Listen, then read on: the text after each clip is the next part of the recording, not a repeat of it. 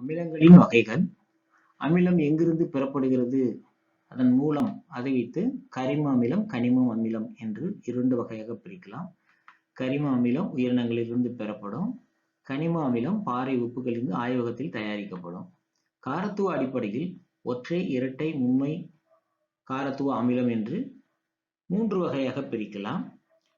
ஒரு மூலக்கூறு நீரில் கரையும் பொழுது அமிலப் பொருளானது 1 ஹைட்ரஜன் அயனியை தருமானால் ஒற்றை காரத்துவம், 2 ஹைட்ரஜன் அயனிகளை உருவாக்கினால் இரட்டை காரத்துவ அமிலம். நீரில் கரையக்கூடிய பொருளானது அதன் மூலக்கூறில் 3 ஹைட்ரஜன் அயனிகளை, ஒரு மூலக்கூறுக்கு 3 ஹைட்ரஜன் அயனிகளை தருமானால் அவை மும்மை காரத்துவ அமிலம் அப்படின்னு சொல்லுவோம். அடுத்து அயனியுறுதல் அப்படிங்கிற பண்பை வைத்து வலிமை மிகு அமிலம், வலிமை குறைந்த அமிலம்னு 2ஆக பிரிக்கலாம். வலிமை மிகு அமிலத்துல கரைந்த பொருளானது முற்றிலும் அயனியாக மாறிவிடும். அதனுடைய மூலக்கூறுகள் அனைத்துமே அயனியாக பிரிந்துவிடும். வலிமை குறைந்த அமிலத்துல கரையக்கூடிய பொருளானது பகுதி அளவே அயனிகளை உருவாக்கும். உப்பின் அளவை பொறுத்து இன்னும் 2 வகையா பிரிக்கலாம்.